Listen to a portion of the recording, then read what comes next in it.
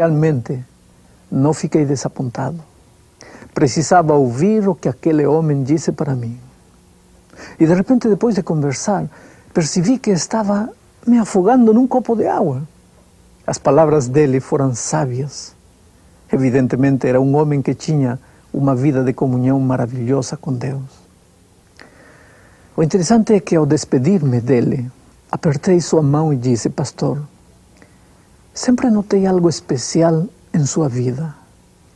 Sabe por que eu vim falar com o Senhor? Porque o Senhor sempre me inspirou algo bonito. Perdoe-me o que vou lhe dizer, mas cada vez que aperto a sua mão, tenho a impressão que estou apertando a mão de Jesus. Eu acho que Jesus olhava do jeito que o Senhor olha. Do jeito que Jesus falava, eu sinto que o Senhor fala. Agora me diga, qual é o segredo? Por que o Senhor é assim? O Senhor foi pastor durante 40 anos, se aposentou e nunca teve uma palavra de crítica para ninguém. Não tem uma palavra de insatisfação. O Senhor nunca se sentiu injustiçado. Qual é o segredo? E ele me disse: não sei, filho. Não sei do que você está falando. Eu simplesmente sou assim. Então eu perguntei: vou lhe fazer outra pergunta. Quanto tempo o Senhor passa cada dia em comunhão direta com Jesus? E ele respondeu: não sei. Talvez 6, 7 horas. Por quê? Ah, querido, ali estava o segredo da vida poderosa daquele homem. João tinha descoberto esse segredo. Por isso saiu da monotonia da comunhão de instante. Encostou a cabeça no coração de Jesus.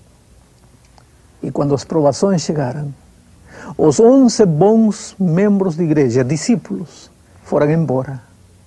E o único que permaneceu fiel até a morte foi o discípulo amado, aquele que saiu da rotina da vida.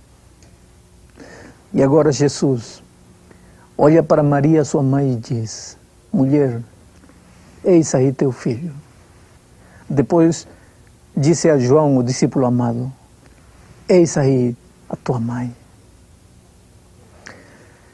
Em outras palavras, quero fechar os olhos com a certeza de que você, João, irá cuidar da minha mãe.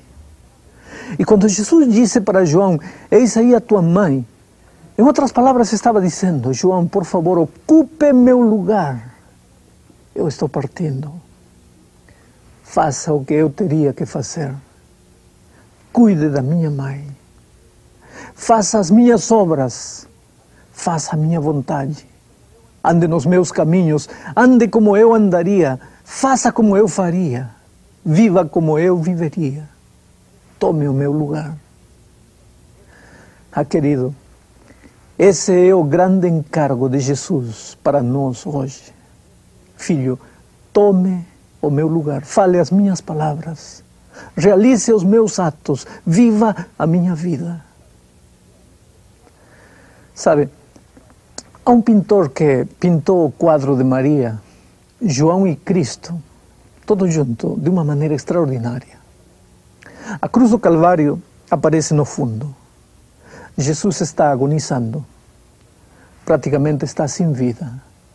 As sombras da noite começaram a tomar conta do lugar e João, segurando Maria de uma mão, a leva consigo para cumprir o encargo que Jesus lhe deixou. Na outra mão de Maria, algo que ela guarda com muito carinho. O que é isso? O pintor colocou na outra mão de Maria a coroa de espinhos que furou a fronte de Jesus. Aquele pintor deve ter imaginado aquele quadro. Mas é justamente o que Jesus quer fazer por nós. Ele deixou para nós uma missão: cuidar de tanta gente desesperada que vive neste mundo. Sabe, o cumprimento da missão tem resultados maravilhosos. Conheço um pastor, colega meu no Peru. Ele tomou a missão em suas mãos e foi visitando as prisões. Naquele momento, numa das prisões no Peru, estava preso um dos homens que todo o país queria ver morto. Aquele homem tinha entrado uma noite na casa de uma família. Tinha amarrado o marido e os filhos na presença de todos eles. Estuprou a mulher. Depois matou a mulher. Matou também o marido e os filhos. A polícia prendeu aquela fera humana. Sabe, em meu país existe a pena de morte. Quem mata dessa maneira só pode morrer. E esse homem foi condenado à pena de morte. O país todo, a uma só voz gritava: esse homem tem que morrer. Ele não merece mais continuar vivendo. Mas acontece que os advogados deste criminoso apelaram. Apelaram para a Câmara de Deputados, para a Câmara de Senadores, apelaram para o Presidente da República. Ninguém atendia ao apelo. Os dias iam passando, o tempo corria. Apelaram até para o Papa, tentando salvar a vida desse marginal. Mas o país todo, como um só homem, clamava: esse homem tem que morrer. Nesse interim, meu colega, o pastor Iturrieta, cumprindo o mandato de Jesus, quem faz a um pequenino está fazendo a mim, visitou as prisões e conheceu de perto aquele homem. Ele não queria saber nada de Jesus. Ele não queria saber nada de Deus. Ele não queria saber nada de Bíblia. Mas o pastor Iturrieta tinha um jeito especial de falar de Jesus. E cativou o coração daquele marginal. Em pouco tempo, o homem reconheceu a perversidade de sua vida. Reconheceu a imundícia da sua atitude, o horrendo ato que tinha cometido, e caiu ajoelhado ao lado do pastor Iturrieta, dizendo: pastor, eu não posso mais corrigir o que fiz. Eu não posso mais remediar nada. Como fui capaz de fazer algo assim? De repente, Deus tirou de seus olhos uma venda e ele enxergou a malignidade de seu pecado e se agarrou de Jesus Cristo. Acreditou na salvação e entregou sua vida a Jesus. O pastor Iturrieta pediu licença às autoridades para batizá-lo dentro da prisão. Aquilo foi manchete em todos os jornais peruanos. O famoso assassino foi batizado como membro da Igreja Adventista, lá na prisão. E isso levantou polêmicas na televisão, na rádio, nos jornais, enfim. Todo mundo começou a fazer fóruns de discussão. Muitos diziam: claro, agora está fazendo isso para tentar ganhar a opinião pública, porque sabe que a morte está chegando para ele. Que conversão é essa? Depois de fazer tudo o que fez, agora não pode fugir. Agora que a morte está chegando, isso não é conversão. E a igreja não deveria se prestar a esse papel.